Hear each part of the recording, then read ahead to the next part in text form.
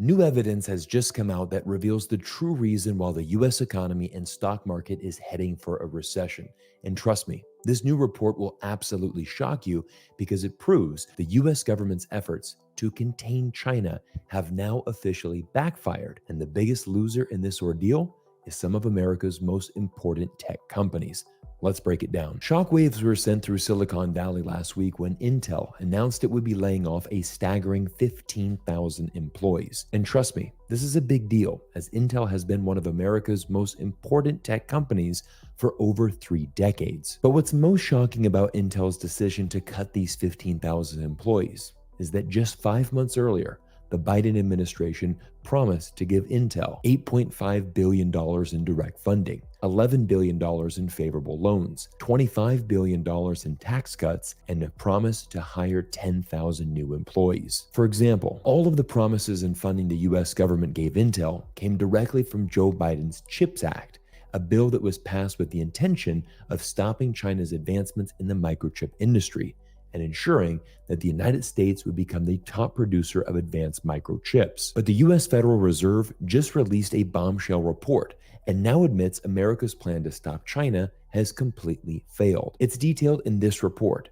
Geopolitical Risk and Decoupling, Evidence from US Export Controls. I'll put a link to this report in the video description. But first, listen to the Fed actually admit that America's addiction to stopping China has now resulted in a complete loss for the United States. The US has imposed export controls to deny China access to strategic technologies, but we find no evidence of reshoring or friendshoring. As a result of these disruptions, affected suppliers have negative abnormal stock returns, wiping out $130 billion in market capitalization, and experience a drop in bank lending, profitability, and employment. Wow. I have to give credit to the Federal Reserve for being honest and publishing this incredible report. It's not easy for the US government to swallow their pride and admit that its plan to contain China has directly resulted in less revenue, less profit, and fewer employment opportunities for the American tech industry. Going back to Intel, the company just reported a loss of $1.6 billion for Q2 2024, substantially more than the $437 million it lost in the previous quarter. Intel is now the worst performing tech stock in the S&P 500 this year, and unfortunately for Intel investors, CEO Patrick Gelsinger didn't have many promising words for the future. Our Q2 financial performance was disappointing, even as we hit key product and process technology milestones.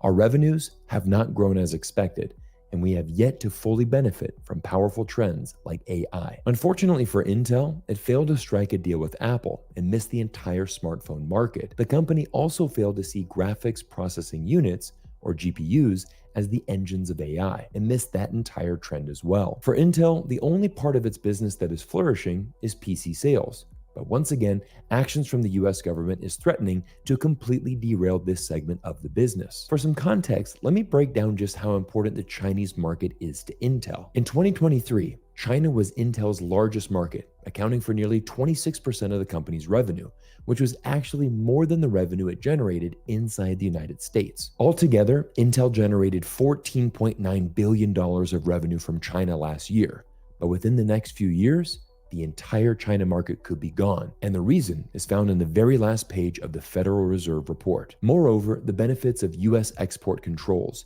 namely denying China access to advanced technology, may be limited as a result of Chinese strategic behavior. Indeed, there is evidence that following US export controls, China has boosted domestic innovation and self-reliance, and increased purchases from non-US firms that produce similar technology to the US-made ones subject to export controls. Wow. Once again, an incredible admission from the US government, who now admits that US export controls against China haven't been effective because the Chinese simply adapted and changed their entire mindset. And this is where US politicians' short-sighted thinking really becomes very evident. And to be honest, I just can't understand the logic. Did US politicians honestly believe that cutting off China's access to US technology was going to slow down China's growth? Take a look at this chart, which shows China has nearly 10 times the amount of graduates in science, technology, engineering, and mathematics. With the sheer number of educated professionals in China,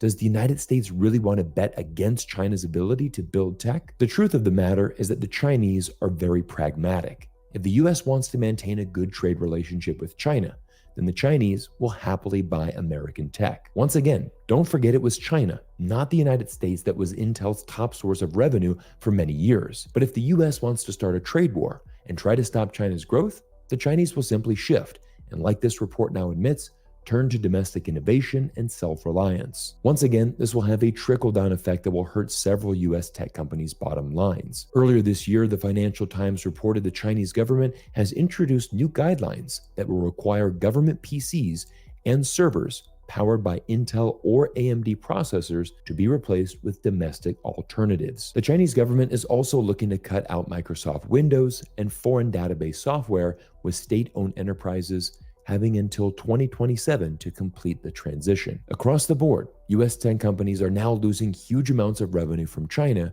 who for many years has been a key driver of growth for the United States. But it actually goes much further than that. Take a look at this graph, which shows China's outbound foreign direct investment, and you'll see how China is also de-risking and reducing reliance on Western markets by pouring billions of dollars into emerging countries like Saudi Arabia, Malaysia, and Vietnam. But to give you some more perspective, I want you to listen to the words of Anya Manuel, who is the executive director of the Aspen Security Forum, and clearly outlines the US government's strategy against China. The United States and our friends and allies have been the undisputed technology leaders for decades. And now we have someone who's running the race and running really fast, and that's China. So the goal here should be for the US and our friends and allies to run faster in this race. There's two ways to win a race. One, you hobble the other guy. And Alan and team are working on that.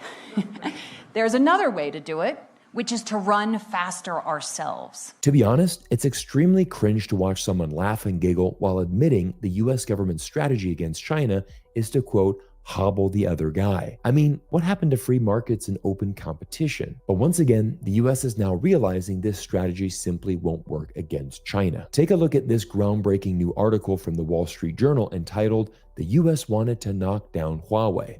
It's only getting stronger." Once again, this is another bombshell report that essentially tells the exact same story. 5 years ago, Washington sanctioned Huawei, cutting off the Chinese company's access to advanced US technologies because it feared the telecommunications giant would spy on Americans and their allies. At the time, many industry experts believed that these sanctions from the US government would be the end of this Chinese company. But remarkably, Huawei pivoted into multiple new industries and has now made one of the most impressive comebacks in corporate history. Fast forward to today, and Huawei has held on to its leading position in the global telecom equipment market, and earlier this year launched its signature high-end smartphone, the Huawei Pura Mate 70. And again, it's another loss for one of America's most important tech companies, as Apple's iPhone sales in China plunged 19%, while Huawei saw its smartphone sales increase by nearly 70%. After looking at these case studies, it's very easy to understand the complex relationship between the United States and China.